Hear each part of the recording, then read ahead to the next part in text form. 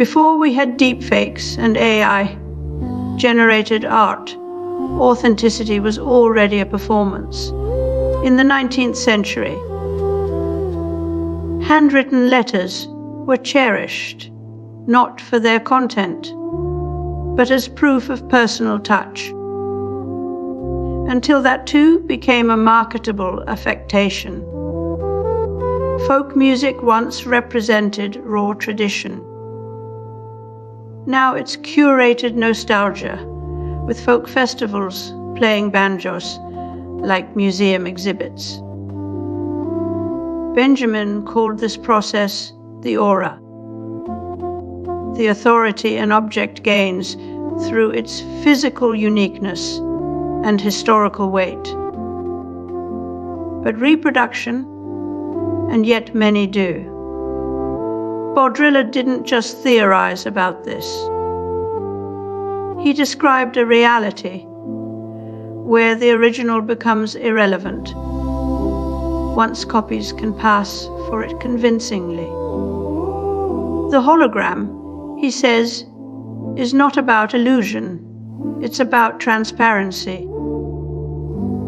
The death of seduction and the triumph of the medium itself. When everything pretends to be authentic with enough skill, what are we left with? A culture of simulations that no longer reference a real world, but invent one for us. And in doing so, they make it impossible to know.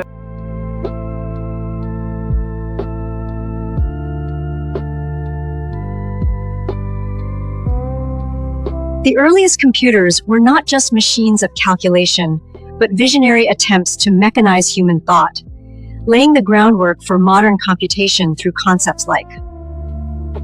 In early computing, engineers and musicians had a problem. Machines were too perfect to feel human. To fix this, they intentionally introduced flaws into algorithms, like uneven timing or slightly off key tones in MIDI compositions. These imperfections weren't mistakes. They were signals designed to make the mechanical feel alive, to suggest that a real person touched what was being made. It's the same impulse behind Instagram filters and AI chatbots that pretend to be confused. We don't trust what looks too clean. In a way, we've been here before. Barthers wrote that photographs are that, has been. They prove the moment actually happened.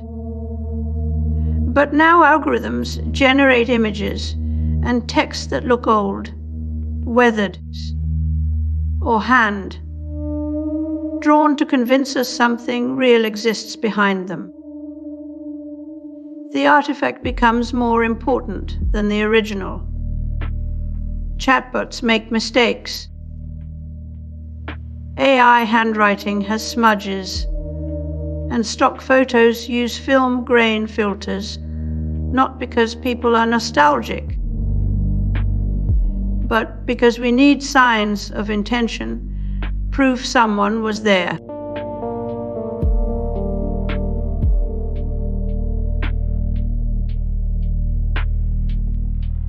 So it really doesn't depersonalize music, I think, but rather maybe humanizes computers, I guess I would.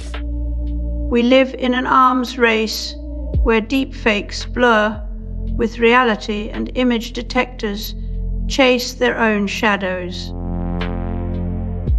What happens when we can no longer trust our eyes? We create verification systems that claim to restore truth. But these tools are also built by the same algorithms we're trying to outsmart. The more sophisticated they become, the harder it is to tell if a system was designed to detect real or generate fake. And since all of this runs on code someone wrote somewhere for some reason, trust itself becomes programmable, hackable even. Neil Postman warned decades ago that television didn't just deliver content. It rewired how we think about truth. Now his warning applies to AI. We no longer outsource meaning.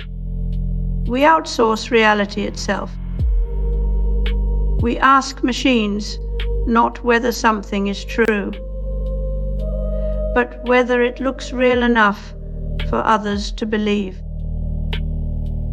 The line between authentic and convincing has collapsed into a single question. What will the algorithm accept?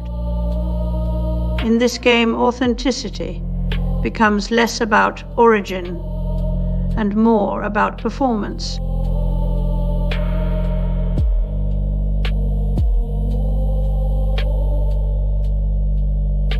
We have a new human being, and that's Chris Potter of Memetics Corporation, a new synthesizer, the Yamaha DX100, and a new computer, the Commodore Amiga.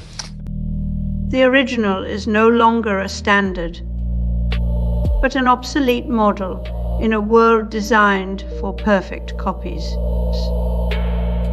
If authenticity now hinges on how convincing your imitation is, then the original has served its purpose and can be discarded like yesterday's code. It's not about fakeness anymore. It's about efficiency of illusions.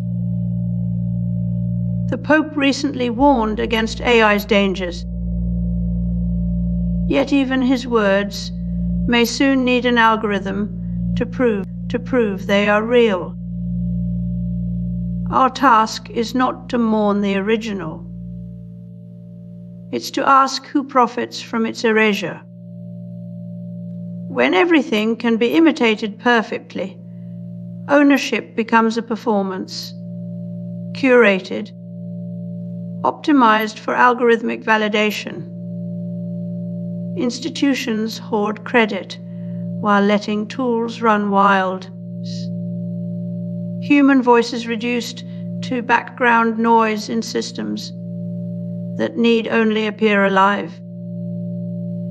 So we build our own scrapers and models. We flood the platforms until their content moderation breaks. Because now, control means creating your own simulation.